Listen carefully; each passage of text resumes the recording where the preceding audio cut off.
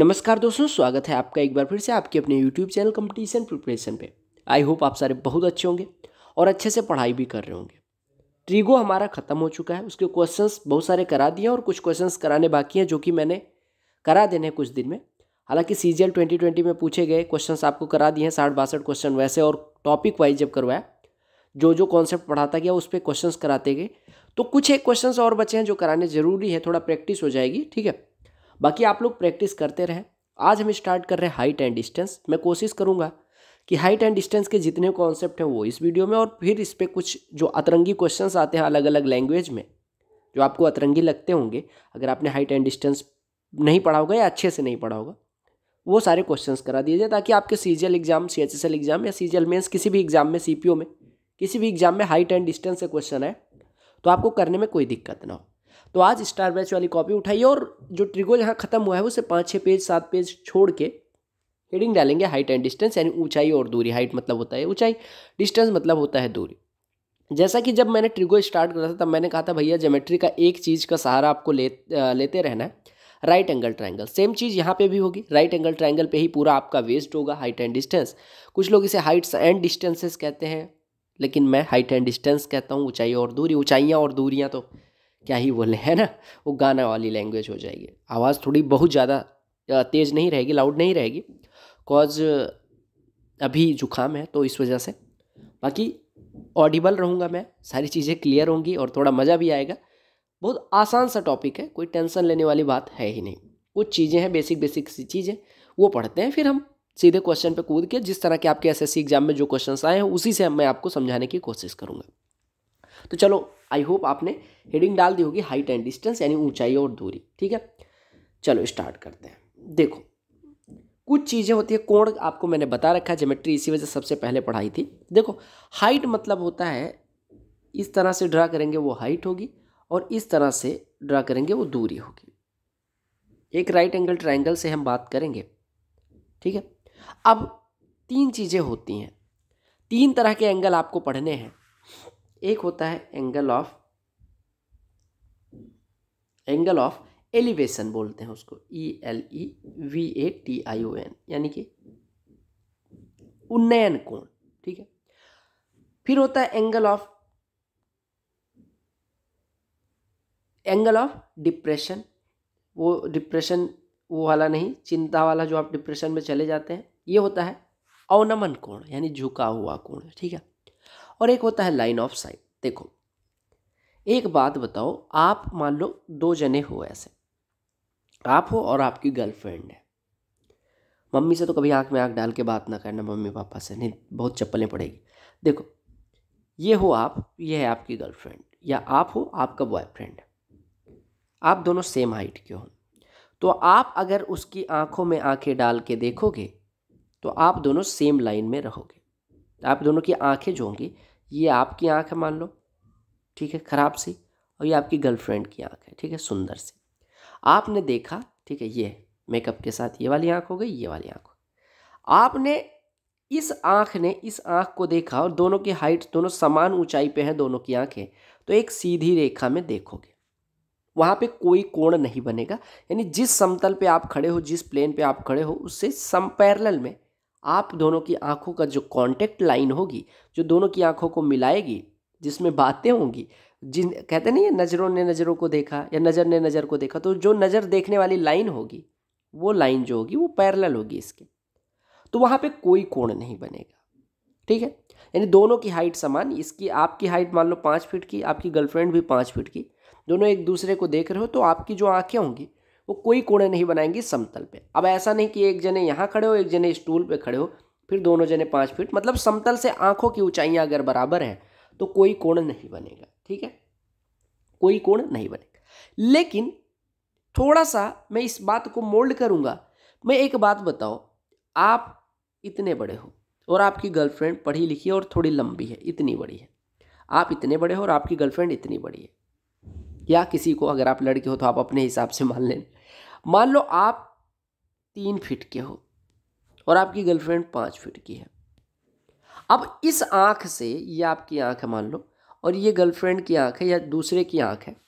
आप उसकी आंख में अगर देखना चाहते हो तो आपको हल्का सा नज़रें उठा के बात करनी पड़ेगी। कहते नहीं नज़र उठा के बात करने में आपने समतल से आंख को मतलब अपनी आई साइड को जितना उठाया ना, यानी आपने इस आंख को जितना उठाया, यानी आपकी जो आपने जिस देखो नज़र वाली जो लाइन थी, आपने जिस नज़र से देखा, इस नज़र ने इस नज़र को देखा, तो ये कांटेक्ट लाइन बनी।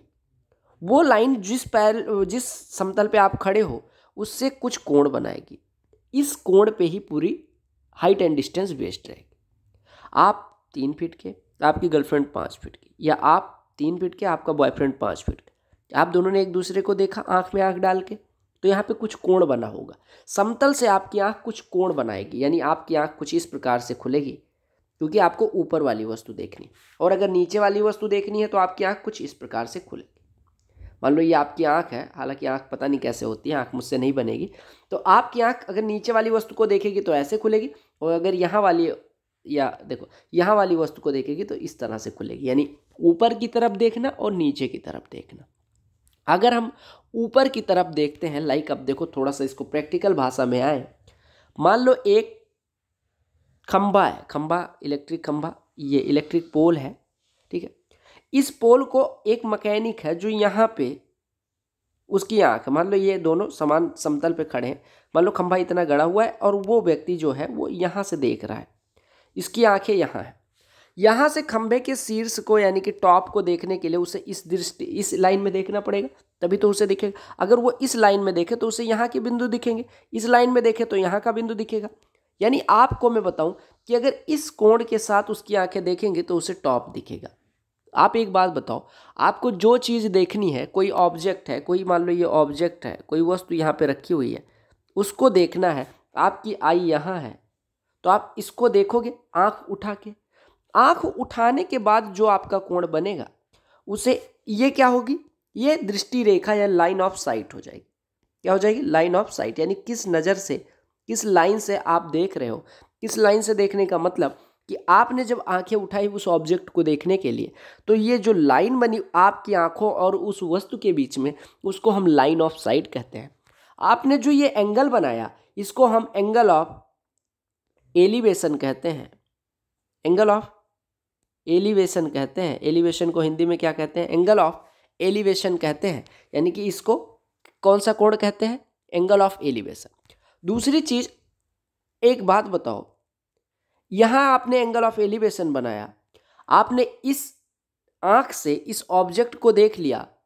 अब मान लो ये, चूंकि आप देखो एक बात और बताऊं कि जब तक ये कहा नहीं जाएगा कि खंभा झुका है, आप ये मान लेना कि ये जो पोल है ये परपेंडिकुलरली खड़ा है, यानी कि ये 90 डिग्री का कोण यहाँ पे बना रहा है। बोलो क्लियर है? अगर मैं कहूँ कि एंगल ऑफ एलिवेशन 30 डिग्री का बन रहा है, तो आप कहेंगे कि अगर ये ऑब्जेक्ट की ऊंचाई h थी, ऑब्जेक्ट की समतल से ऊंचाई h थी, तो अगर ये दूरी निकालने को कह दिया जाए, इसी जो उपयोग होगा ये निकालने में, जो जिस चीज़ का हम उपयोग करेंगे वही कॉन्सेप्ट हाइट एंड डिस्टेंस में पढ़ने वाले। मैंने ट्रिगो में, और जब ट्रिगो स्टार्ट करा था, मैंने कहा था कि ये कोण मान लो 30 अंश है, अगर इसका tan ले लिया जाए, यानी tan 30, छोड़ो tan क्यों लिया जाए, पहले देखो आपने कहा यहाँ पे 30 के सामने ये वाली भुजा है, यानी ये परपेंडिकुलर है, यानी ये लंब है। 30 ये दूरी हमें निकालनी है, जो दूरी निकालनी है यानी जिस पे ये कोण आधारित है वो आधार है, यानी बेस है। और आपको पता है कि परपेंडिकुलर और बेस यानी लंब और आधार के बीच का जो रेशियो है या रिलेशन है वो tan बताता है, यानी आप tan ले लोगे अगर, तो tan 30 अंश यहाँ से कितना हो जाएगा, 30 के सामने वाली भुजा परपेंडिकुलर, क्योंकि tan होता है परपेंडिकुलर अपॉन बेस। परपेंडिकुलर बोले तो लंब अपॉन आधार, लंब है इसके सामने h अपॉन ये दूरी, यानी ये जो दूरी है आंख से खंभे की, यहाँ से नहीं, इस ऑब्जेक्ट की नहीं, आंख से खंभे की आधार की, यानी इस समतल पे जो दूरी है, अगर इसको डिस्टेंस d कहें, यहाँ लिख ले रहा हूँ डिस्टेंस, तो आप कहेंगे tan 30 की वैल्यू होती है 1/√3 is equal to h upon distance. ठीक है, h अपॉन डिस्टेंस, या हम क्रॉस मल्टीप्लाई कर दे तो यहाँ से हमारा डिस्टेंस बराबर आ जाएगा, यानी दूरी बराबर आ जाएगी h गुणे √3। यानी अगर मैं कहूँ कि 30 अंश का कोण बनाती है कोई ऑब्जेक्ट है जो अपने आधार से d दूरी पे 30 अंश का कोण बनाती है, अगर वो h ऊंचाई पे वो ऑब्जेक्ट रखा हुआ है तो d की वैल्यू क्या होगी? आप कहेंगे h, और अगर यहाँ 30 अंश का कोण बन रहा है, अगर ये h है तो d की वैल्यू कितनी आ गई? h√3 आ गई। यानी अगर ये 30 अंश है तो लंब और आधार के बीच का जो अनुपात होगा वो 1:√3 होगा। इतना सा समझना, समझ में आए? ये 30 अंश का कोण बना रही है तो लंब और आधार के बीच में 1:√3 का रेशियो होगा, यानी परपेंडिकुलर और बेस में 1:√3 का रेशियो होगा। बोलो क्लियर है?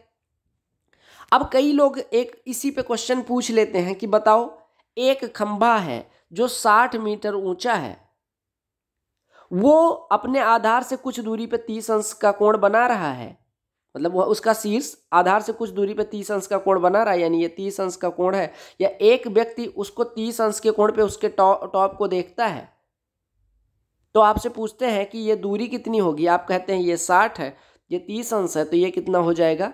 60 × √3, यानी 60√3। ऐसे प्रश्न आपसे पूछे जाएंगे। बोलो क्लियर हो गया? बहुत सुंदर।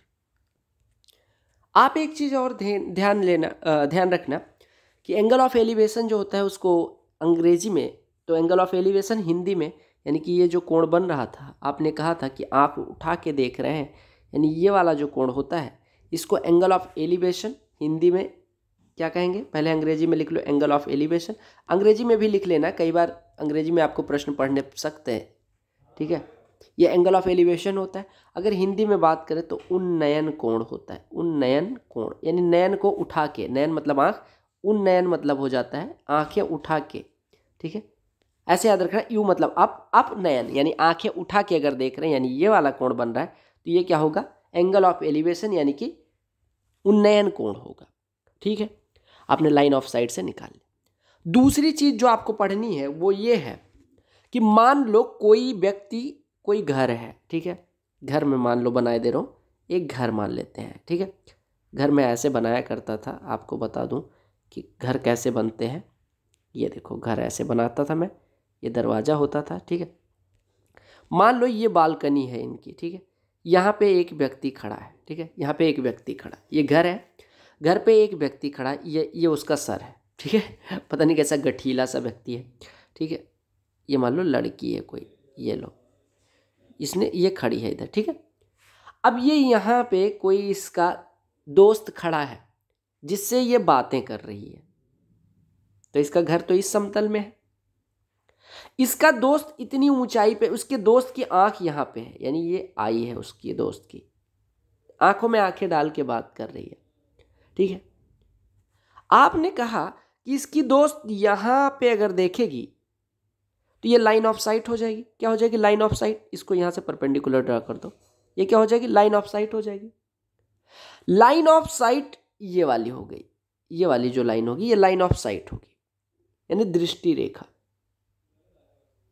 मैंने कहा एक बात बताओ, अगर हम ये जो बेस पे, जिस बेस पे घर खड़ा है उसके आंख से उसी पैरेलल एक समतल खींच दिया जाए, एक लाइन खींच दी जाए, यानी ये लाइन और ये लाइन दोनों पैरेलल हैं, यानी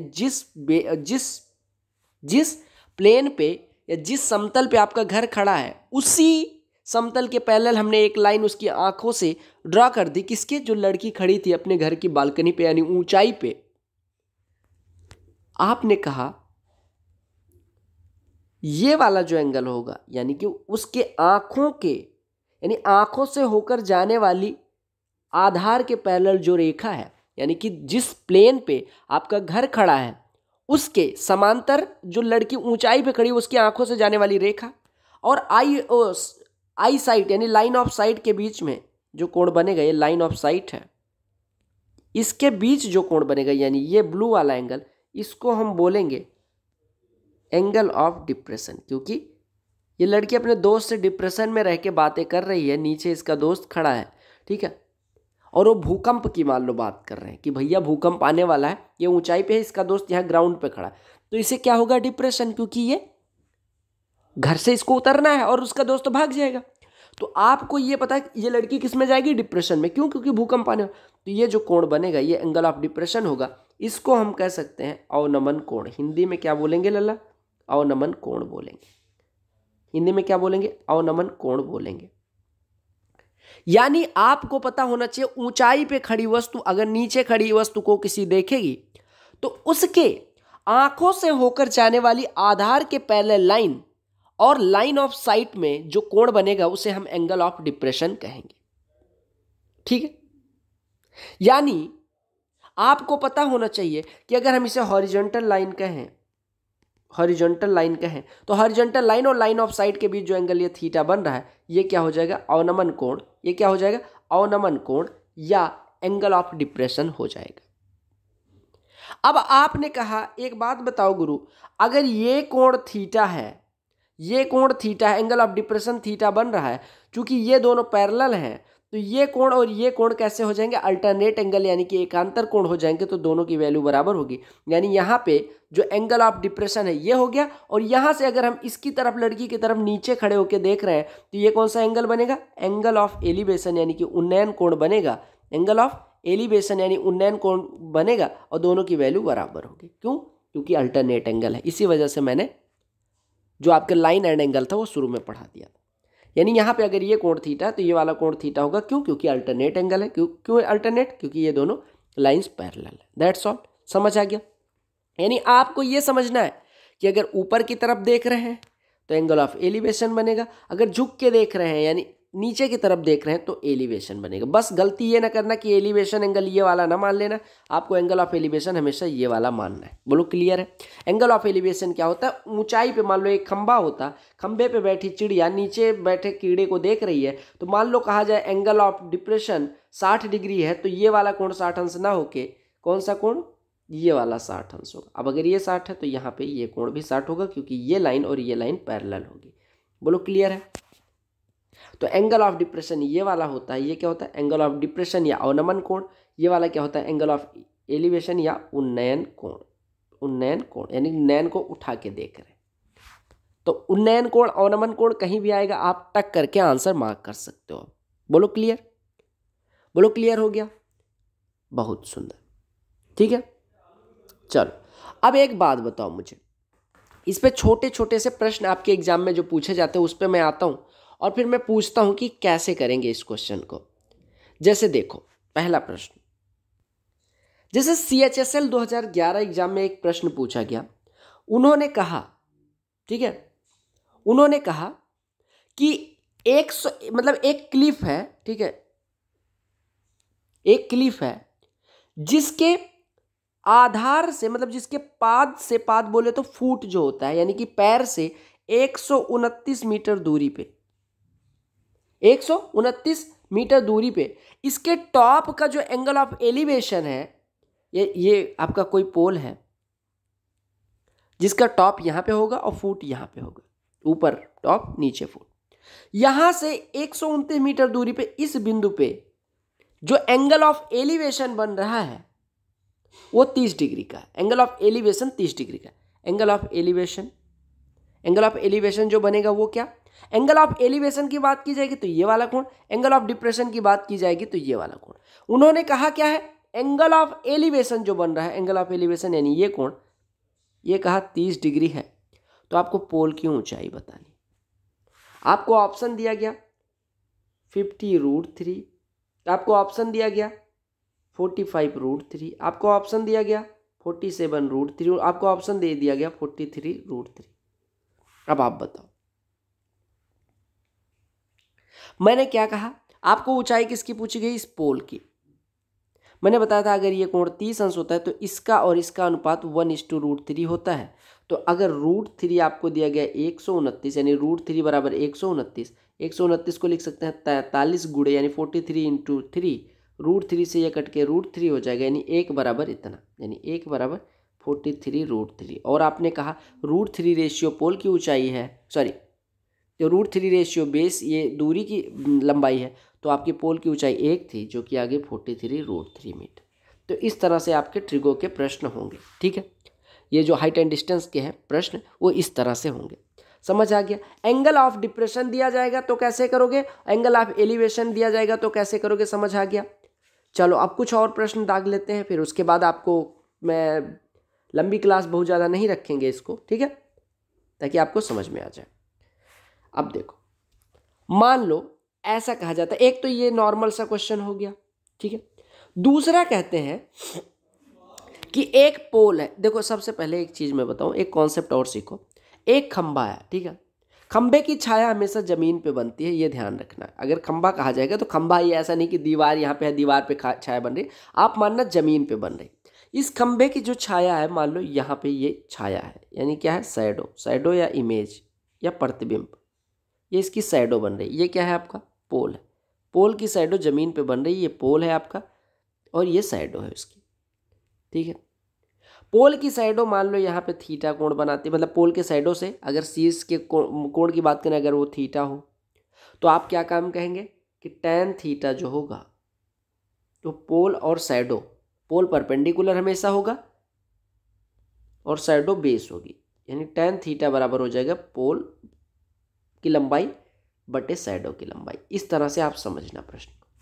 अगर मान लो यहाँ पे सूर्य होता, ठीक है, सूर्य का कोण ये थीटा होता, थोड़ी देर बाद ये मान लो ये इतना हो जाता, थोड़ी देर बाद ये इतना हो जाता, तो उसी पैरेलल में मान लो ये फाई हो जाता, ये गामा हो जाता, थोड़ी देर बाद अल्फा हो जाता। तो आप ऐसा समझेंगे कि ये कोण जो चेंज होगा वो उसी मतलब जो लाइन है नीचे, उसी लाइन पे, लाइन को बढ़ाते घटाते रहेंगे। छाया बढ़ेगी तो इस लंबाई बढ़ जाएगी, अगर छाया घटेगी मतलब इसके साइडो जो है उसकी लंबाई अगर घटेगी तो इस साइड में, अगर बढ़ेगी तो इस साइड में जाएगी। समझ आ रहा है इतना सा? अब इस पे एक प्रश्न कर लेते हैं, करें? चल, सीपीओ का प्रश्न उठाते हैं और आपको समझाने की कोशिश मैं करता हूं। चल, सीपीओ में एक प्रश्न है, कहा गया कि एंगल ऑफ एलिवेशन, लिख लो एंगल ऑफ एलिवेशन, यानी उन्नयन कोण, angle of elevation of the sun, सूर्य का उन्नयन कोण चेंजेज फ्रॉम 30 to 45। मैं टाइप करवा दूंगा क्वेश्चन, लेकिन आज कॉन्सेप्ट समझाने थे इस वजह से नहीं करवाया। कहा गया द लेंथ ऑफ, मैं हिंदी में ट्रांसलेट कर दूंगा, डोंट वरी, वो भी लिख दूंगा। Shadow of a pillar decreases by 20 metres. तो हाइट बतानी है पिलर की, ठीक है। ऑप्शन दिया गया 20 times of √3 - 1, 20 times of √3 + 1, 10 times of √3 - 1, 10 times of √3 + 1। इतना सा क्वेश्चन। देखो 2-3 चीज़ें समझनी है। मैंने बताया कि जो सूर्य का उन्नयन कोण है वो 30 डिग्री से 45 डिग्री हो जाता है, तो जो कोण छाया की लंबाई वो 20 मीटर डिक्रीज हो जाती, घट जाती है। आपसे हाइट ऑफ पिलर पूछा गया, लिख लो, हिंदी वाले भैया लोग भी, गुस्साना नहीं है, फटाफट प्रश्न लिख लो। क्या लिखना है कि सूर्य की छाया की लंबाई अगर सूर्य का उन्नयन कोण अगर 30 डिग्री से 45 डिग्री हो जाता है तो छाया की लंबाई 20 मीटर घट जाती है। तो आपसे पूछा गया कि जो पिलर की लंबाई है वो क्या होगी। देखो अगर मैं बात करूं, ये पिलर हो यानी पोल हो, सूर्य का उन्नयन कोण मान लो पहले यहां पे बनता था, तो छाया यहां कहीं बनती होगी। पहले ये कितना था, 30 डिग्री। एंगल ऑफ एलिवेशन की बात करेगी तो नीचे बनेगा। हमने कहा कि 45 डिग्री अभी हो गया, तो 45 डिग्री अगर कोण जैसे बढ़ता जाएगा तो ये आधार छोटा होता जाएगा। आपको ये पता है ना, अगर कोण बढ़ाते जाएंगे, अब मैं कहूँ 60 हो गया तो 60 इधर, मान लो ये 45 बन रहा है, मैं कहूँ 60 हो गया तो 60 फिर पास आ जाएंगे। यानी कि आपको अगर ये 60 बनाना है तो इसको थोड़ा पास ले जाना पड़ेगा। यानी आपको पता है कि अगर ये दूर दूर बढ़ाते जाएंगे तो कोण की वैल्यू घटती जाएगी, और अगर पास ले जाते जाएंगे आधार के तो कोण की वैल्यू बढ़ती जाएगी। हमसे कहा गया 30 डिग्री से 45 डिग्री हुआ, यानी हम उसके आधार की तरफ बढ़ेंगे। आधार की तरफ 30 डिग्री से 45 डिग्री जाने में जो छाया की लंबाई थी वो 20 मीटर घटती है। कहने का मतलब ये दूरी जो है वो 20 मीटर है। आपसे पोल की लंबाई P पूछी गई, ये आपसे पूछा गया। अभी मैं आपको बताऊं कि बहुत कुछ पढ़ाने को है, बहुत कुछ बताने को है, लेकिन मैं ऐसे क्वेश्चंस को जोड़ जोड़ के करूंगा तो आपको ज्यादा कुछ समझ में आएगा। अब देखो, आप एक बात बताओ, आपने कहा यहां पे 30 अंश बनता था, 20 मीटर छाया छोटी हो जाती है अगर 45 अंश हो जाता है। आपको जैसे मैंने बताया था कि अगर ये मान लो ये दूरी x मानूं थोड़ी देर के लिए, मैं ये डिस्टेंस को d मान लूं, ये डिस्टेंस है कोई, ठीक है। अगर मैं कहूँ इसमें P और इस डिस्टेंस के बीच का रिलेशन निकालना है तो आप tan लोगे। tan किसका? 45 अंश का, यानी tan 45 ले लोगे। और tan 45 ना भी लो तो आप एक काम करोगे, आपको पता है ये कोण 90 डिग्री है, ये 45, तो दूसरा अपने आप 45। और त्रिभुज को इस वाले देखो, इस वाले त्रिभुज को, इसमें दो कोण बराबर है तो इनके सामने की भुजाएं बराबर, तो इस 45 के सामने की भुजा अगर P है तो इस 45 के सामने की भुजा भी P हो जाएगी। यानी जो डिस्टेंस आपको निकालनी थी वो कितनी हो गई? P हो गई। अब बड़े वाले ट्राइंगल में आ जाओ। बड़े वाले ट्राइंगल में आपको पता है ये कोण 30 डिग्री का है। आपको मैंने बताया अगर 30 डिग्री ये है, अगर ये कोण 30 डिग्री है तो आप क्या काम करते हो, ये कोण अगर 30 डिग्री है तो इसका और इस दूरी का अनुपात 1:√3 हो जाता है। ये दूरी कितनी है आधार वाली? आपने कहा इतनी दूरी P है, इतनी दूरी 20, यानी पूरी P + 20 है। आपको पता है रेशियो 1:√3 होता है, 1 रेशियो बराबर P दिया गया है, तो √3 रेशियो कितना हो जाएगा? √3P, जो कि आएगी आधार की लंबाई। और √3P जो आया है आधार की लंबाई, वही आपको दिया गया है 20 + P के बराबर। देखो आधार की लंबाई पहले भी दी गई, P वाले टर्म को एक साइड में ले आओ, यानी √3P - P बराबर 20, यानी √3 - 1P कॉमन ले लो बराबर 20, यानी हम पोल की लंबाई P बराबर कह सकते हैं 20/√3 - 1। और जब मैं अलजेब्रा शुरू करूंगा उससे पहले नंबर सिस्टम करवाने का सोचा है ताकि आपको कोई कॉन्सेप्ट क्लैरिटी में कमी ना रहे। अब √3 + 1 से गुणा करके रेशनलाइज कर दो, तो √3 + 1 से गुणा करोगे तो 20 टाइम्स ऑफ √3 + 1 ऊपर हो जाएगा, और √3 - 1 × √3 + 1, √3 का स्क्वायर 3 - 1 का स्क्वायर 1, 3 - 1 2, 2 से 20 कटेगा तो ये 10 हो जाएगा। यानी कि P की वैल्यू कितनी आ गई? 10 टाइम्स ऑफ √3 + 1, यानी पोल की ऊंचाई कितनी आ गई? 10 टाइम्स ऑफ √3 + 1, यानी कि खंबे की ऊंचाई कितनी आ गई? 10 टाइम्स ऑफ √3 + 1। ये क्वेश्चन कराने से कॉन्सेप्ट क्लैरिटी आपकी हुई होगी। साथ ही साथ मुझे ये बताना था कि अगर समझ आया ना, आपको मुझे ये बताना था कि मान लो ये कोण है, कोई बनाता है, यहाँ पे कोई कोण बनाता है, ये थीटा कोण बनाता है। मैं कह रहा हूं कि अगर यहां से फाई कोण बनाए और फाई इसके साइड में, इसके आधार, ये आधार है, ये फुट है, फुट से पास हो जाता है, यानी फाई कोण की जो, मतलब फाई कोण जितनी दूरी पे बनता है वो थीटा कोण से कम है, यानी थीटा कोण जितनी दूरी पे बनता था उससे कम है, तो आपको मैं फिर से बता रहा हूं कि बड़े कोण हमेशा आधार से पास बनते हैं, यानी बेस से पास बनते हैं, फुट से पास बनते हैं, और जो छोटे कोण होते हैं वो हमेशा दूर बनते हैं। यानी अगर फाई यहां बना है, थीटा यहां बना है, तो आपको अपने आप पता होना चाहिए कि फाई बड़ा होगा थीटा से। अगर मैं कहूं एक कोण और बन रहा है जो थीटा से और दूर बन रहा है, इसका नाम दे दूं गामा, तो आप बताएंगे कि गामा क्या होगा? गामा थीटा से छोटा होगा, क्योंकि अगर दूर बन रहा है आधार से तो वो कोण हमेशा छोटा होता है, यानी गामा थीटा से छोटा होगा, यानी कि गामा जो होगा वो थीटा से छोटा होगा। यानी सबसे बड़ा कोण जो आधार से सबसे पास, मान लो ये दूरी 1 है तो यहाँ से इसकी दूरी 1 से ज़्यादा, मान लो ये 2 है, इतनी दूरी 1 है, इतनी दूरी 2 है, तो ये जो सबसे छोटा कोण बन रहा है वो सबसे ज़्यादा दूर होगा। यानी आपको समझना ये है कि जो सबसे छुटकू वाला कोण होगा वो सबसे दूर बनेगा, और जो सबसे बड़ा वाला कोण होगा वो आधार से सबसे पास बनेगा। अब आपसे कोई कह रहा है कोण बदल के 30 से 70 हो गया, तो आप, अगर ये 30 था तो पास की तरफ भागोगे। अगर कोई कहे 30 से 15 हो गया तो आप 30 से दूर भागोगे 15, क्योंकि छोटे कोण दूर बनेंगे, बड़े कोण पास बनेंगे। बोलो क्लियर? क्योंकि हर आदमी, ऐसे याद रखो कि हर आदमी बड़े आदमी को अपने पास रखना चाहता है, छोटे आदमी को अपने से दूर रखना चाहता है, जो ह्यूमन टेंडेंसी है।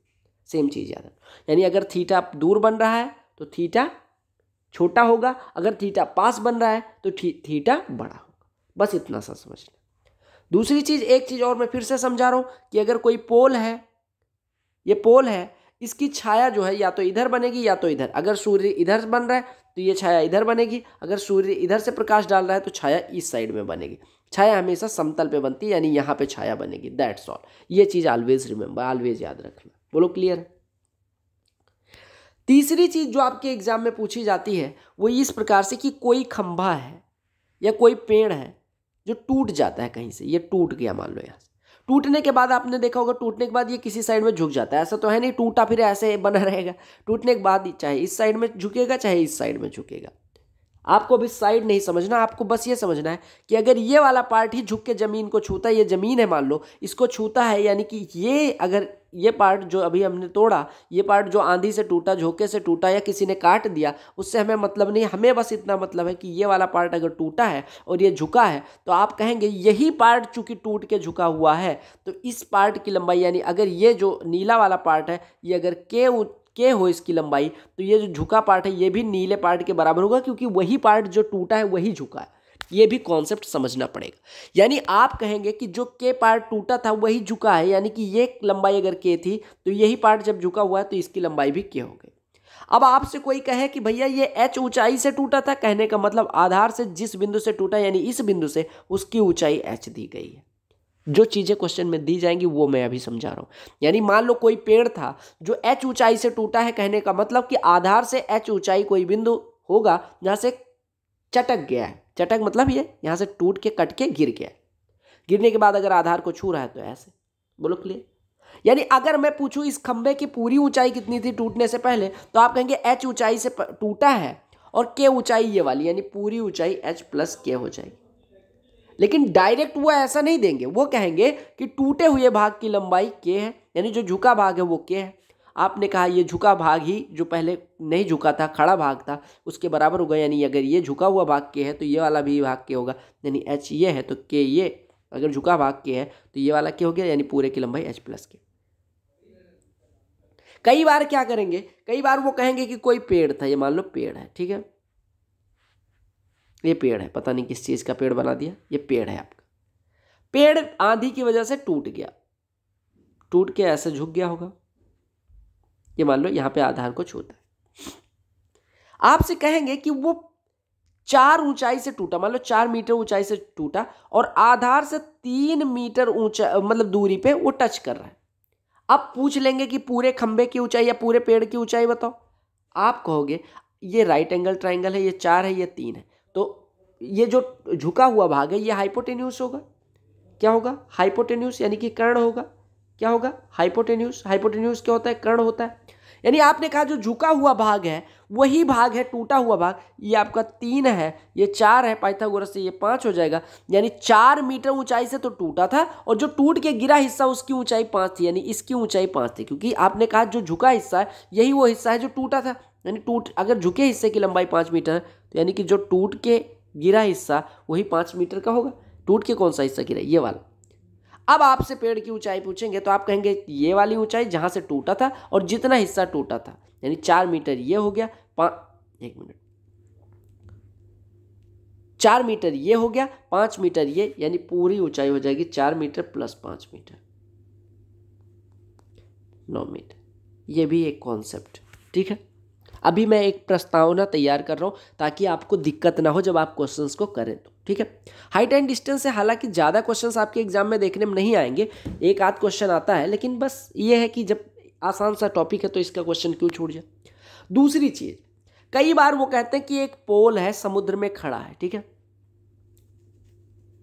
अब कहते हैं वहां से एक जहाज है जो 10 सेकंड पहले यहां देखी गई, 15 सेकंड बाद आपसे कहते हैं वो इस साइड में यहां पे देखी गई वो जहाज, 10 सेकंड बाद यहां, 10 सेकंड पहले यहां पे थी, अब के 10 सेकंड पहले यहां पे थी और अब के 15 सेकंड बाद यहां पे, यानी 25 सेकंड में वो जहाज इतनी दूरी तय कर रही है। अब 10 सेकंड पहले मान लो उसकी चाल दे दी गई, 10 सेकंड पहले मान लो वो यहां पे थी, तो ये दूरी 10 सेकंड सॉरी, ये दूरी जहाज द्वारा 10 सेकंड में चली गई दूरी होगी और ये दूरी 15 सेकंड में चली गई दूरी। तो अगर मैं कहूं कि उसकी चाल 5 मीटर पर सेकंड थी, अब वो मीटर पर सेकंड में ना देके कैलकुलेटिव बनाने के लिए किलोमीटर प्रति घंटे में दे देंगे, तो आप 18/5 से मीटर पर सेकंड से किलोमीटर प्रति घंटे में जाने के लिए गुणा करेंगे और 5/18 से अगर किलोमीटर प्रति घंटे से मीटर पर सेकंड में जाना है तो गुणा करेंगे। यानी आपको दे दिया गया कि 5 मीटर पर सेकंड उसकी चाल थी, 10 सेकंड पहले यहाँ पे थी, यानी आधार ये है, इस बिंदु से इसकी दूरी 5 मीटर पर सेकंड से अगर 10 सेकंड पहले यहाँ पे थी, यानी 10 सेकंड पहले यहाँ पे थी अगर, तो 10 सेकंड बाद यहाँ पे होगी और 15 सेकंड बाद ये, अगर कह दिया जाए आपके 10 सेकंड पहले यहाँ से यहाँ पे थी और 10 सेकंड में आधार पे आ गई, तो ये दूरी कितनी हो जाएगी आप आराम से निकाल लेना कि भैया ये जो दूरी होगी, ये पूरी दूरी 10 सेकंड इधर चली और 15 सेकंड इधर, 10 सेकंड पहले यहाँ पे थी, 15 सेकंड बाद यहाँ पे, यानी टोटल टाइम कितना हो गया 25 सेकंड। 5 मीटर पर सेकंड की स्पीड से 25 × 5 यानी कि ये पूरी दूरी हो जाएगी 125 मीटर की।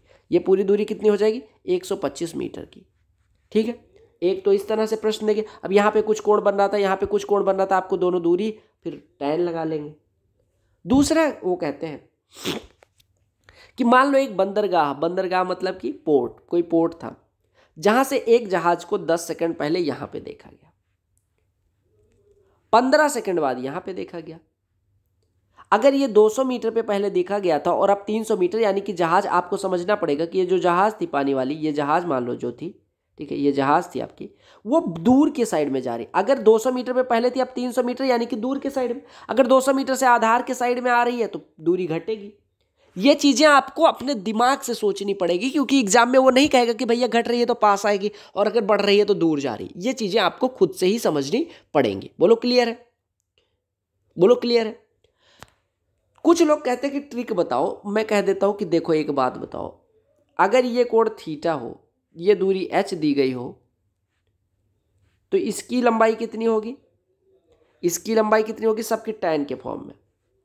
देखो हमने कहा कि अगर इस भुजा और इस भुजा का डिफरेंस रिलेशन निकालना है तो ये इसके लिए परपेंडिकुलर है, ये इसके लिए बेस है। परपेंडिकुलर और बेस का रिलेशन tan में होता है, यानी tan थीटा ले लेंगे तो tan थीटा बराबर हो जाएगा h अपॉन ये वाली डिस्टेंस क्वेश्चन मार्क, यानी यहाँ से क्वेश्चन मार्क बराबर हो जाएगा h बटे tan theta. 1 upon tan theta cot theta होता है, यानी ये h cot थीटा हो गया। यानी कि ये दूरी जो क्वेश्चन मार्क थी वो कितनी होगी? h cot theta. ये कितनी होगी? h cot theta. ठीक है, अब यानी ये पूरी दूरी h cot थीटा होगी। अगर आपको मैं बताऊँ ये h cot थीटा है, ये h है, तो आप कहेंगे पाइथागोरस लगा लो, या फिर आपने कहा अगर ये दूरी निकालनी है डुअल क्वेश्चन मार्क, तो आप कैसे निकालोगे? आपने कहा आपको पता है परपेंडिकुलर, आपको पता है हाइपोटेन्यूज। परपेंडिकुलर और हाइपोटेन्यूज में रिलेशन देता है साइन, यानी आप कहेंगे साइन थीटा बराबर परपेंडिकुलर h अपॉन हाइपोटेन्यूज, यानी हाइपोटेन्यूज बराबर हो जाएगा h upon sine theta. 1 upon sine theta cosec theta होता है, यानी h कॉसेक थीटा हो जाएगा। हालांकि आपको बस बेसिक ध्यान रखना है कि जिस भुजा का अनुपात, मतलब जिस भुजा का रिलेशन निकालना है उसमें साइन लगेगा, कॉस लगेगा, tan लगेगा। ये चीज़ें आपको कोई नहीं सिखा पाएगा, ये आपको प्रैक्टिस ही सिखा पाएगी और मैं थोड़ा थोड़ा आपको गाइड कर दूंगा। ठीक है, मैं बेसिक जितने भी कॉन्सेप्ट हो सकते सारे बनवा दूंगा। इसका मतलब ये नहीं है कि आपको मैं करना सिखाऊंगा क्वेश्चन कि भैया एग्जाम में ये लाओ, पेन लाओ और फिर मैं कर दूंगा 2 नंबर आपको मिलेंगे। मैं आपको यहाँ सिखा रहा हूँ, 2 नंबर आपको वहाँ खुद लेना है। ठीक है, जैसे मैंने अभी खंभा टूटने वाली बात करी तो CHSL 2011 में एक प्रश्न आया हुआ था, ठीक है, कि एक टेलीग्राफ पोस्ट है, यानी एक टेलीग्राफ का खंभा था जो टूट गया है, ठीक है, स्टॉर्म की वजह से, और ये अपने आधार से 8√3 मीटर दूरी पे जमीन से मिलता है। यानी ये दूरी दी गई 8√3 मीटर, यानी ये दूरी, दिस डिस्टेंस इज 8√3 मीटर। और कहा गया कि जो इसका शीर्ष था, यानी ये जो टूटा ये यहाँ पे आ गया, ये इसका शीर्ष अगर ये था तो ये वाला शीर्ष यहाँ पे आ गया। कहा गया ये आधार से 30 अंश का कोण बनाता है। तो आपसे कहा गया पोस्ट की, यानी कि खंबे की ऊंचाई कितनी थी? आपको ऑप्शन दिया गया 16, 24, 23 और 10। मैंने कहा एक बात बताओ कि 30 अंश ये है, अगर मैंने कहा था कि अगर ये 30 अंश हो तो इसकी और इसका अनुपात 1 अनुपात √3 होता है, यानी ये 1 है तो ये √3, √3 बराबर 8√3, यानी 1 बराबर 8, यानी ये दूरी हो गई 8। आपने कहा साइन ले लो, देखो हमें ये टूटे हुए हिस्से की लंबाई अगर निकल जाए तो पूरे टेलीग्राफ की लंबाई निकाल लेंगे। अगर ये x है तो आप कहेंगे यही हिस्सा टूटा था, यानी ये x होगा, क्योंकि यही जो x हिस्सा टूटा था वही तो जमीन पे लग रहा है। अब यहाँ पे tan ले लो और साइन ले लो। आपने कहा इसका और इसका रिलेशन निकालना है, यानी परपेंडिकुलर का और हाइपोटेन्यूज का। तो साइन 30 क्या होता है? साइन 30 बराबर हो जाएगा 30 के सामने वाली भुजा परपेंडिकुलर यानी 8 बटे हाइपोटेन्यूज यानी कि x। साइन 30 होता है 1/2 बराबर हो गया 8/x, यानी x इज इक्वल टू 8 दूनी 16, यानी जो हिस्सा टूट के लटका था उसकी लंबाई आ गई 16। यही हिस्सा टूटा था यानी ये 16 तो ये भी 16। आपने कहा कि अगर ये 8 मीटर था, टूट के जो गिरा वो 16 मीटर का, यानी पूरे खंभे की ऊंचाई 8 + 16 यानी 24 मीटर हो जाएगी। क्या हो जाएगी? 24 मीटर हो जाएगी। अब ऐसे प्रश्नों को आपको टक करके क्वेश्चन करना है। कुछ और बेसिक कॉन्सेप्ट होंगे, जैसे आपको ये आएगा कि देखो एक पोल है, ठीक है, एक पोल है जो अपने आधार से इधर उधर आएगा या एक ही साइड में आएगा, ठीक है। तो आपसे कहेगा सॉरी, आपसे वो कहेगा कि भैया आधार से एक दूसरे, सॉरी आधार से क्या कहते हैं वो,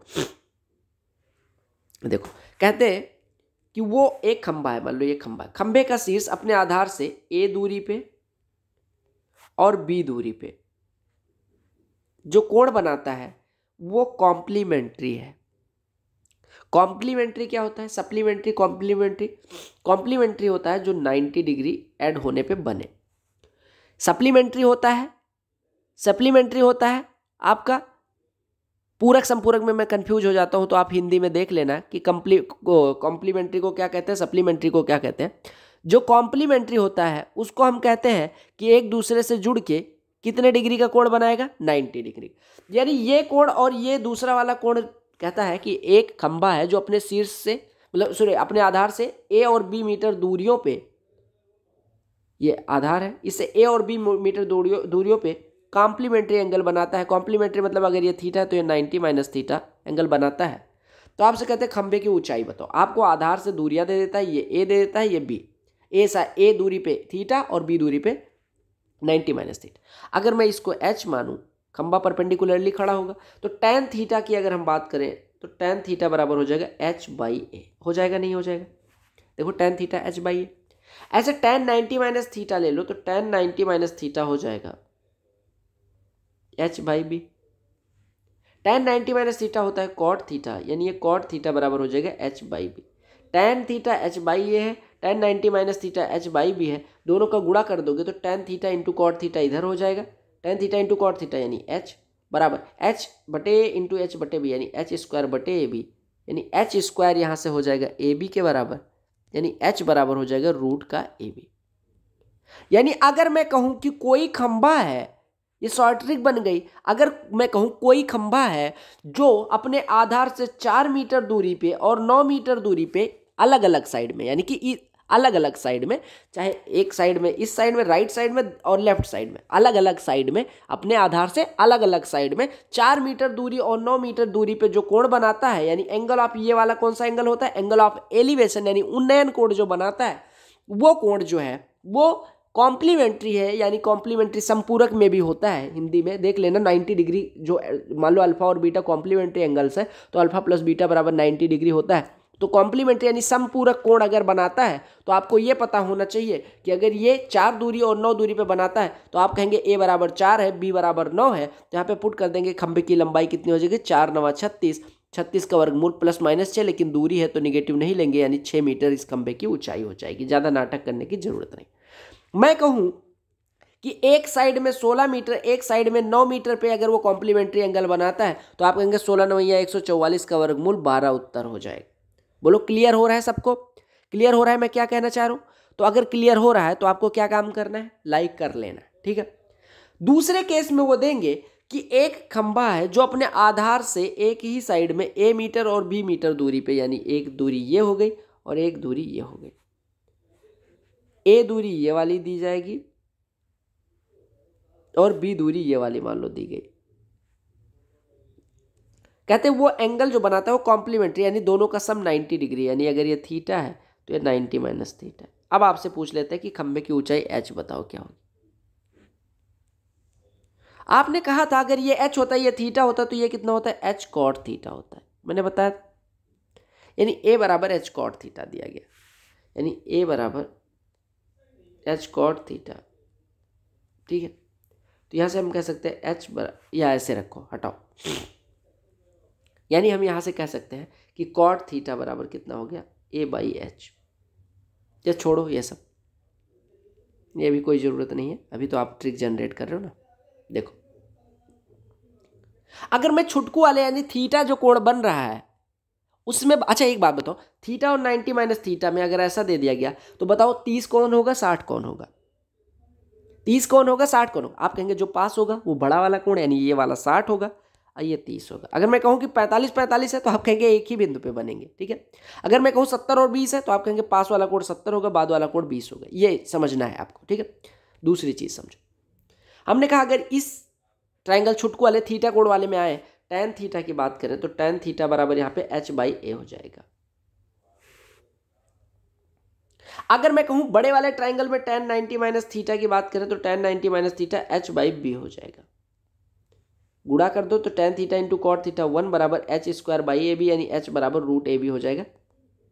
सेम आंसर आएगा अगर वो अलग साइड में है तब भी, एक साइड में है तब भी, प्रोवाइडेड आधार से दूरी a और आधार से दूसरे वाले की दूरी b हो। पहले वाले की दूरी a, दूसरे वाले की दूरी, आधार से ही a दूरी पे, आधार से ही b दूरी पे कहा गया। ठीक है, अब दूसरे केस में वो क्या काम करते हैं, ये दूसरा केस था, केस नंबर 2।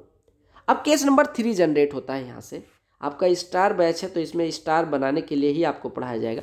देखो, आपसे कहा क्या गया है कि खंभे के आधार से a दूरी पे और उस बिंदु से b दूरी पे, यानी ये दूरी a दी गई, फिर यहाँ से ये दूरी b दी गई, ये वाली दूरी b है, ये वाली है। ये जो कोण बना रहे हैं वो कैसे हैं, कॉम्प्लीमेंट्री, यानी थीटा और 90 माइनस थीटा। अब खंभे की ऊंचाई पूछ लेंगे, यानी ये दूरी अब पूछ लेंगे। सारी चीज़ें आपको पढ़ाऊंगा, आपको टेंशन लेने की कोई ज़रूरत नहीं। आपने कहा यहाँ पे tan थीटा मैं ले लूँ तो फिर से वही tan थीटा बराबर h बाई ए हो जाएगा। बड़े वाले ट्राइंगल में आऊँ, अगर tan 90 माइनस थीटा लूँगा तो वो कॉट थीटा बनेगा जो कि h अपॉन a प्लस बी हो जाएगा, क्योंकि इतनी दूरी a इतनी दूरी b, तो पूरी दूरी ये वाली a प्लस बी हो जाएगी। गुणा कर दो तो 1 बराबर हो जाएगा h स्क्वायर बटे a into a plus b, यानी यहाँ से h बराबर हो जाएगा रूट का a into a plus b. ये चीज़ आपको समझनी,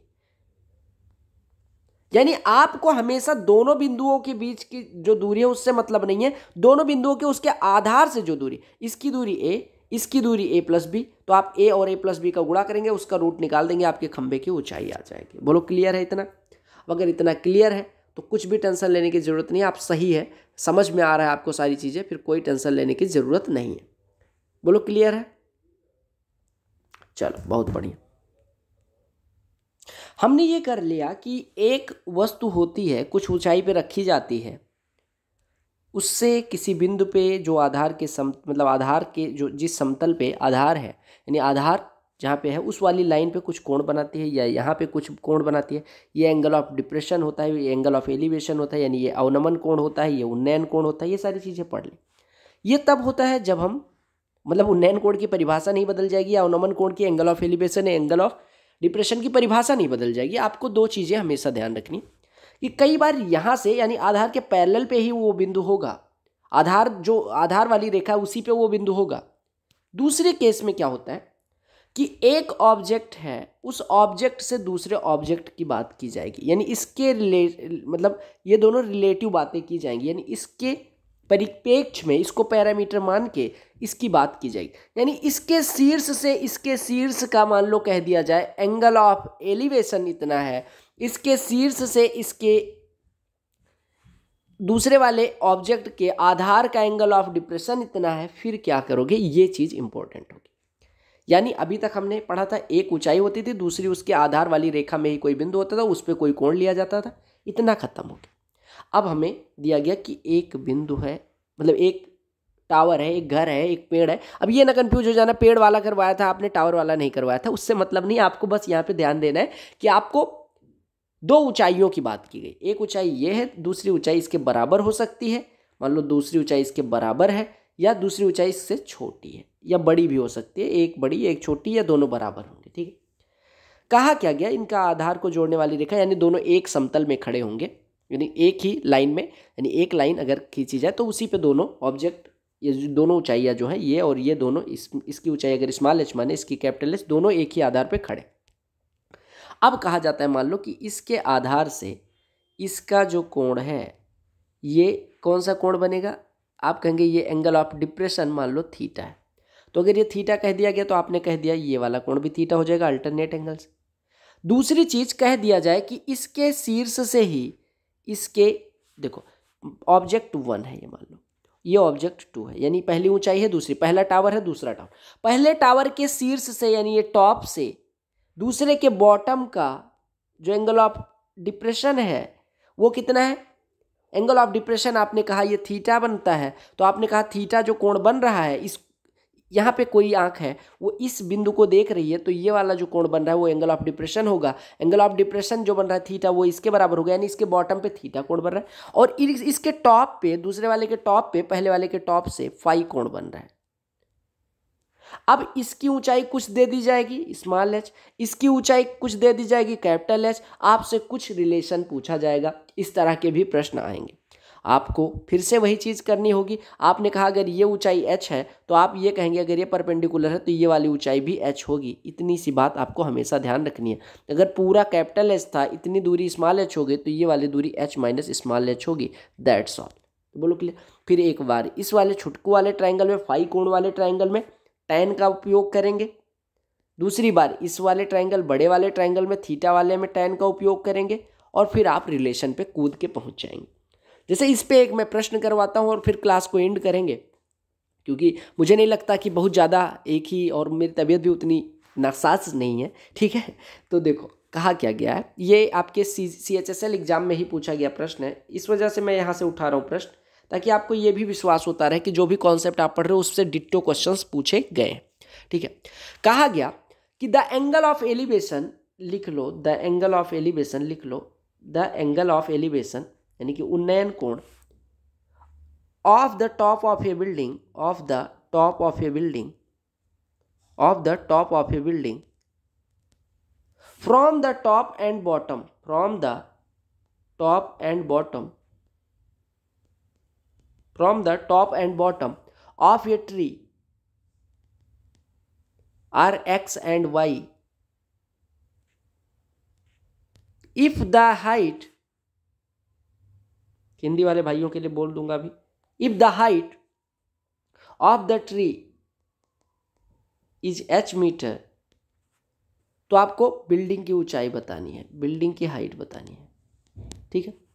आपसे कहा क्या गया है कि उन्नयन कोण किसका, एक बिल्डिंग के आधार का, और यानी कि the angle of elevation of the top of A building, यानी एक बिल्डिंग के टॉप का यानी शीर्ष का, दूसरे पेड़ से, एक पेड़ है कोई, उसके टॉप और बॉटम से जो उन्नयन कोण है वो x और y है। अगर पेड़ की ऊंचाई h है तो बिल्डिंग की ऊंचाई बतानी है। यानी एक पेड़ है, ये मान लो पेड़ है, इससे एलिवेशन अगर बन रहा है तो यानी कि ऊपर की तरफ देख रहा होगा ये पेड़, यानी ये वाला कोण आपको दिया गया, इसके शीर्ष से दूसरे के शीर्ष का, यानी कि बिल्डिंग, ये बिल्डिंग है आपकी, ये ट्री है, इसके टॉप से, ये इसका टॉप हो गया ट्री का, ट्री के टॉप से ये जो कोण बन रहा है एंगल ऑफ एलिवेशन, ये एक्स है, और इसके बॉटम से यानी कि ट्री के बॉटम से, ट्री का बॉटम यहाँ कहीं पे होगा, यहाँ से इसका ये वाला कोण जो बन रहा है ये वाई है। आपसे कहा क्या गया है कि बिल्डिंग की ऊंचाई बतानी है। अगर ट्री की ऊंचाई एच दी गई है तो ये एच दिया गया। मैंने आपको क्या बताया, अगर ये एच है तो ये वाला भी एच हो जाएगा। आपको ये वाली दूरी, आपको मान लो पी है तो पी निकाल देंगे तो एच प्लस पी बिल्डिंग की ऊंचाई हो जाएगी, नॉर्मल सी बात है। अगर मैं देखो, अगर हमें एच प्लस पी निकालना है, अगर ये आधार पता होता तो काफ़ी चीज़ आसान हो जाती। आप एक चीज़ और बताऊं, अगर ये परपेंडिकुलर है, ये परपेंडिकुलर है, आपने कहना है कि ये दूरी इस दूरी के बराबर हो जाएगी, ये हमेशा मान लेना। ठीक है। मैक्सिमम 99.99% केसेज में मान लेना। अगर ऐसा नहीं दिया गया है कि ये बराबर नहीं है, तो अगर बराबर नहीं दिया गया है, मतलब कुछ दिया नहीं गया है, तो आपको सीधे मान लेना बराबर है। अगर कुछ दिया जाएगा तब हम कुछ चेंज करेंगे। ठीक है। अगर हम छुटकू वाले ट्रायंगल में आए, यानी जहाँ पे x कोण बन रहा है, tan ले लें तो tan x बराबर हो जाएगा p बटे आधार यानी बेस, यानी बेस बराबर यहाँ से हो जाएगा p बटे tan x यानी p cot x हो जाएगा, नहीं हो जाएगा। p cot x ये हुआ तो आधार दूसरा वाला भी p cot x हो जाएगा, यानी ये दूरी भी p cot x हो जाएगी। अब बड़े वाले ट्रायंगल में आएंगे। बड़े वाले ट्रायंगल यानी जहाँ पे y कोण बन रहा है, अगर हम वहाँ पे tan y की बात कर दें तो tan y बराबर क्या हो जाएगा, पूरी बिल्डिंग की ऊंचाई, क्योंकि y के लिए परपेंडिकुलर p प्लस एच है, यानी p plus H divided by आधार कितना है p cot x। Cross multiply कर दो, यानी यहाँ से क्रॉस मल्टीप्लाई करने पे हमें क्या मिलेगा, p cot x tan y, p cot x tan y बराबर p प्लस एच। हमें p निकालना है, सबसे ज़्यादा इंपॉर्टेंट है, क्योंकि p निकलेगा तभी p प्लस एच कर पाएंगे। तो p को इस साइड ले आओ तो p खिसकाओगे इधर तो p cot x tan y minus p बराबर h। p कॉमन ले लो, p कॉमन लोगे तो p कॉमन लेने के बाद बचेगा cot x tan y minus 1 बराबर h। इसको इसके बटे में कर दो, यानी p बराबर हो जाएगा h upon cot x tan y minus 1। अब आपको निकालना क्या है, p प्लस एच। पूरे ट्री की लंबाई p प्लस एच है, यानी पूरे ट्री की लंबाई p प्लस एच निकालने के लिए आपको निकालना क्या है, p प्लस एच। p की वैल्यू आई है h बटे cot x tan y minus एक और प्लस एच, जोड़ दो दोनों को, तो हर बराबर करोगे तो h प्लस एच का इसमें गुणा होगा, यानी h plus h cot x tan y minus h, तो एच एच कैंसिल हो जाएगा, यानी h cot x tan y upon cot x tan y minus एक, यही हो जाएगा। अब वो ऑप्शन में क्या करेंगे, ऑप्शन में करेंगे कि कॉट के टर्म में दोनों आ जाएगा, यानी कॉट के टर्म में आपका ऑप्शन आएगा या टेन के टर्म में। तो आपको क्या काम करना है फिर वहाँ पे, आपको कॉट को टेन में बदल लेना है, टेन को कॉट में। अगर मैं चेंज करना चाहूँ तो यहाँ पे चेंज कर देता हूँ मैं थोड़ा सा, ठीक है, इसको थोड़ा सा इसी वजह से मैं कहता हूँ 10 सेकंड बैक जाके उतार लेना, अगर उतारा नहीं हो, ठीक है, तो उतार लिया करो, क्योंकि मैं साथ ही साथ मैं नहीं चाहता कि आपका टाइम वेस्ट हो, ठीक है, बार बार वही चीज़ें। अब यहाँ पे आप टेन में कॉट में जिसमें बदलना है, इसी वजह से ट्री को पहले पढ़ाना जरूरी बन जाता है, इसी को आप सॉल्व कर लें। अगर कॉट में बदलना है तो ये लिखा है h cot x, tan y को बटे में कॉट वाई कर दो, 1 बटे कॉट वाई टेन वाई होता है, upon cot x tan y लिखा है तो आप कह सकते हो कॉट एक्स बटे कॉट वाई माइनस एक, हर बराबर करोगे तो ये हो जाएगा एच कॉट एक्स बटे कॉट वाई बटे cot x minus cot y बटे कॉट वाई। तो कॉट वाई कैंसिल हो जाएगा, यानी आपकी ऊंचाई आ जाएगी, आपकी नहीं मतलब पेड़ बिल्डिंग की, एच कॉट एक्स बटे cot x minus cot y. आपको घबराना नहीं होता, एच कॉट एक्स बटे cot x minus cot y आपका ऑप्शन अगर दिखे टक करके आंसर मार्क करना है, बिल्कुल बिना घबराए हुए, क्योंकि आपने कॉन्सेप्ट पढ़ा है और आपका पढ़ा हुआ कॉन्सेप्ट कभी गलत नहीं होगा, ये विश्वास आपके अंदर होना चाहिए। अगर विश्वास नहीं है तो आप हमेशा गलती करके चले आओगे, ठीक है, समझ आ गया। अब इस पे बेस्ड क्वेश्चन जो CGL मेंस में आए, CHSL में आए, सारे एग्जाम में करेंगे, ठीक है। एक प्रश्न और करवा दूं, एक कॉन्सेप्ट और देख लो। देखो एक कॉन्सेप्ट ये होता है ना कि एक, ये समझ आ गया ना, आपको दोनों में टेन ले लेना होता है, बस कॉट ले लो टेन ले लो, मतलब वही है परपेंडिकुलर और बेस का रेशियो निकाल। एक बार क्या होता है कि ऐसे बिल्डिंग होती है, मतलब ये कहानी नहीं है, बिल्डिंग होती है, बिल्डिंग से यहाँ पे मान लो जहाज उड़ रहा होता है, यह जहाज मान लो, बिल्डिंग हटाओ, ये जहाज उड़ रही होती है, ठीक है। जहाज जब उड़ती है तो यहाँ पे कहीं होती है, तो यहाँ से किसी बिंदु का कोण जो होता है, ये कोण दिया जाए या ये कोण दिया जाए, आपको दे दिया जाता है थीटा। फिर कहते हैं जहाज इस साइड में उड़ी या इस साइड में उड़ी, वो कोण चेंज होगा, यानी यहाँ पे अगर गई तो ये कोण हो जाएगा, यानी ये फिर ऊंचाई बन जाएगी, ठीक है। फिर ऊंचाई तो सेम रहेगी, मतलब समझाने का मतलब अगर यहाँ ऊंचाई एच थी तो प्लेन की ऊंचाई अभी भी अच्छी होगी, ठीक है। या कई बार कह देंगे कि ये प्लेन थोड़ी ऊपर चली गई, अब यहाँ से कोण बदल गया, तो ये सारी चीजें प्लेन हो, ट्रेन हो, कुछ भी हो, आपकी या तो ऊंचाई चेंज होगी, या तो दूरी चेंज होगी, या कोण चेंज होगा। मतलब कुल मिला के आपको टैन और राइट एंगल ट्रायंगल अगर पता है तो हाइट एंड डिस्टेंस करना बहुत आसान हो जाता है। बोलो क्लियर है, बोलो क्लियर है, बहुत सुंदर। तीसरे टाइप का एसएससी क्वेश्चन पूछती है कि एक बच्चा है जो पतंग उड़ा रहा है या गुब्बारा। देखो पहले पतंग उड़ाने वाला, पतंग हमेशा याद रखना तिरछी उड़ेगी, पतंग कभी ऐसे ऊपर की तरफ नहीं उड़ेगी, पतंग हमेशा तिरछी उड़ेगी। वो कहते हैं धागे की लंबाई, आप मान लो पतंग h ऊंचाई पे उड़ रही है, ऊंचाई जो ली जाएगी वो जहां से व्यक्ति खड़ा है, जहां से धागे की शुरुआत होती है उसी वाली लाइन में रहेगी, यानी दोनों ये और ये एक सीधी रेखा में रहेंगे, यानी यहाँ पे राइट एंगल बनाएगा। पतंग की ऊंचाई अगर h है, ये कोण थीटा है, तो धागे की लंबाई, धागा ये वाला होता है हमेशा, यानी हाइपोटेन्यूज जो बनेगा राइट एंगल ट्राइंगल का, वो क्या होगा, धागे की लंबाई होगी, ठीक है।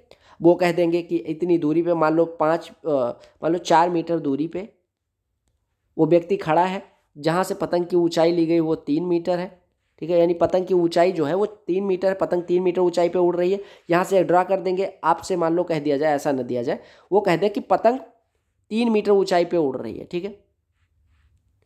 आपने 3 मीटर ऊंचाई, यानी यहाँ से जहाँ पतंग उड़ रही है वहाँ से परपेंडिकुलर ड्रा कर देंगे, कौन सी लाइन में, जिस लाइन में आधार, यानी ये इसी वाली लाइन में यहाँ पे परपेंडिकुलर ड्रा किया, यानी ये 3 मीटर हो गया। आपसे कह दिया गया धागे की लंबाई 5 मीटर, यानी धागा कौन सा, हाइपोटेन्यूज की लंबाई दी जाएगी। आपसे पूछा जाए दूरी कितनी है, तो ये 4 मीटर कह दोगे आप, ठीक है। तो धागा कह दिया जाए, डोर कह दिया जाए, ठीक है, कुछ भी कहा जाए तो हमेशा याद रखना जो धागा होगा वो तिरछा होगा, ठीक है। फिर ये क्वेश्चन की लैंग्वेज पे हम काम करें। कई बार क्या होता है कि कहते हैं गुब्बारा छोड़ा गया, गुब्बारा ऐसे ऐसे करके ऊपर की तरफ जाता है, ठीक है, ये गुब्बारा है आपका, छोड़ा गया ऊपर की तरफ। गुब्बारा मान लो कह दिया गया कि 5 मीटर ऊंचाई पे उड़ रहा है, एक बच्चा है जिसने छोड़ा उसके पापा यहाँ से देख रहे थे गुब्बारे की ऊंचाई जो है वो मतलब उनके आँख से गुब्बारे की जो दूरी बन रही है वो बन रही है 13 मीटर। तो आपसे कह दिया जाए कि बच्चे से पापा की दूरी कितनी होगी, तो सीधी सी बात, लैंग्वेज कुछ भी हो आप कहेंगे यहाँ से परपेंडिकुलर ड्रा किया गया, ये परपेंडिकुलर है, ये 5 दिया गया, ये हाइपोटेन्यूज 13 दिया गया, तो ये लंबाई 12 हो जाएगी। यानी आपको 4 चीज़ें हमेशा याद रखनी है हाइट एंड डिस्टेंस में। पहला पाइथागोरस, पहले देखो, पहले राइट एंगल ट्राइंगल यानी समकोण त्रिभुज, ठीक है। दूसरा पाइथागोरस थ्योरम। तीसरा टैन का रेशियो क्या होता है, टैन मतलब परपेंडिकुलर किन, पहले ऐसे देखो साइड्स का रेशियो क्या होता है, यानी टैन कॉट जो भी लेना है। चौथा एंगल ऑफ एलिवेशन और एंगल ऑफ डिप्रेशन, बस यानी उन्नयन कोण और अवनमन कोण, ठीक है। तो ये 4 चीजें अगर आपको याद है तो आप हाइट एंड डिस्टेंस में स्टार बन के चमकोगे, ये चीज हमेशा ध्यान रखें, ठीक है। तो आज की क्लास को यहीं पे एंड करते हैं, अगली क्लास में मिलते हैं जिसमें हम क्वेश्चंस दागेंगे। मेरे हिसाब से सारे कॉन्सेप्ट्स मैंने कवर कर लिए, जो कॉन्सेप्ट नहीं भी कवर होंगे वो क्वेश्चन में कवर हो जाएंगे, ठीक है। तो आपको टेंशन लेने की कोई ज़रूरत नहीं, आप इस वीडियो को अच्छे से देखें और नोट्स बनाते रहें। मिलते हैं क्वेश्चंस के साथ अगली क्लास में, तब तक bye bye, take care, love you all the very.